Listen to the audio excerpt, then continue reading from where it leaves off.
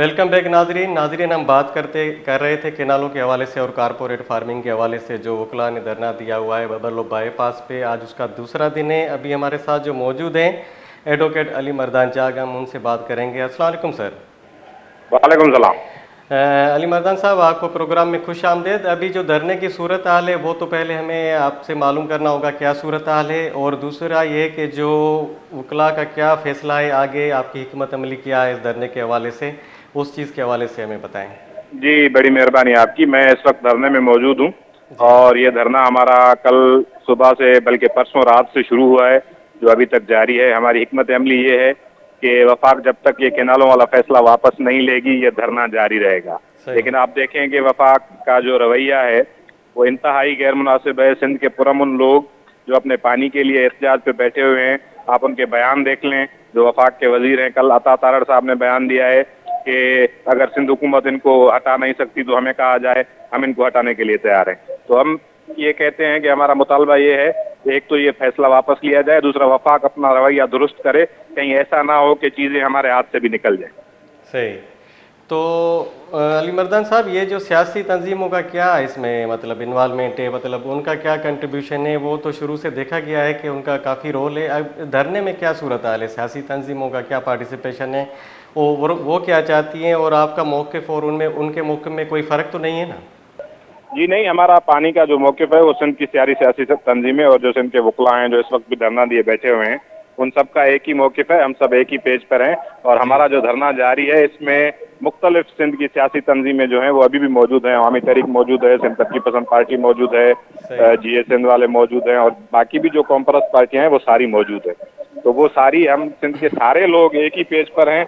और आपने देखा होगा कि इस वक्त मुख्तलिफ जगहों पर ना सिर्फ ये हमारा धरना जो बबरलो बाईपास सक्खर में जारी है, उसके अलावा भी बाकी मुख्तलिफ जगहों पर धरने जारी हो गए हैं। और ट्रेन को भी कुछ देर पहले उसके ट्रेन की पटरी पे भी एहतजाज जारी है और ट्रेन का जो सिस्टम है उसको भी बंद किया गया। अच्छा, वकला तंजीमों का क्या मौक़िफ़ है कि इस धरने को मज़ीद कितने दिन जारी रखा जाएगा, या ये फैसला जब हुकूमत वापस लेगी तब तक?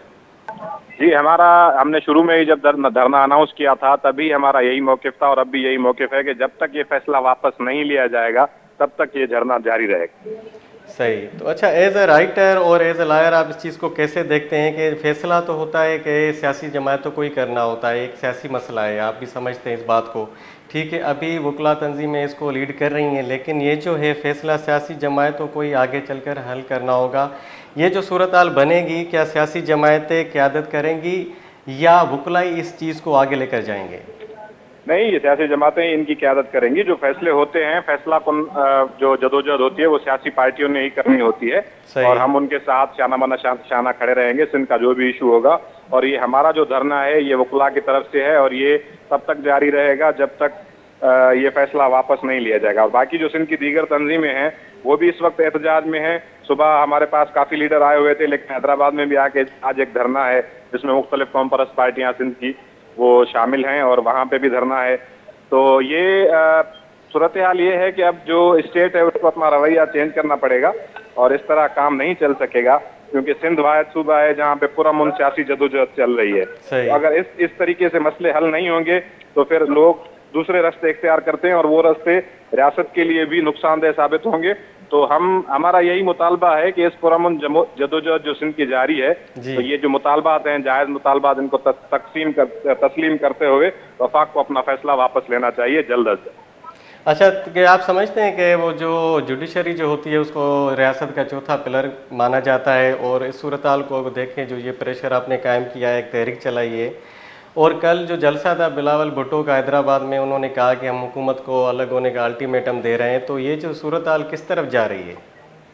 देखिए, सिंध के जो लोग हैं उन्होंने पीपल पार्टी को भी मजबूर किया है। उनके पहले बयानात कुछ और थे, अब वो कुछ दूसरे तरह के बयान दे रहे हैं। तो ये सिंध के लोग हैं जिन्होंने मजबूर किया है पीपल पार्टी को। और सिंध आप आपने देखा है कि पीपल पार्टी जो है उसका अब पाकिस्तान में कहीं और वजूद नहीं रहा सिवाय सिंध के। तो सिंध के लोग इनको वोट देकर इनको असेंबलियों में ले आते हैं, तो इनको अगर सिंध के लोगों के खिलाफ ही फैसले करेंगे तो जाहिर बात है फिर सिंध के लोग कल इनके खिलाफ खड़े हो जाएंगे। ये पीपल पार्टी के लिए भी नुकसानदेह बात है। तो पीपल पार्टी इसलिए सिंधी लोगों के प्रेशर में आके अब उन्होंने अपने बयानात दूसरी तरह के देने शुरू किए हैं और धरने लगाने शुरू किए हैं और एहतजाज करना शुरू किया है।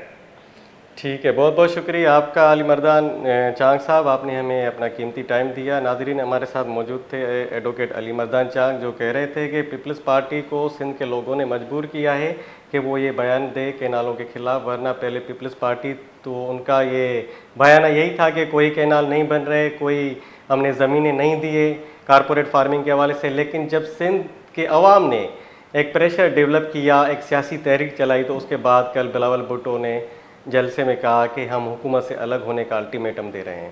ناظرین، یہاں پہ ہم لیتے ہیں ایک مختصر سا بریک، ملتے ہیں بریک کے بعد۔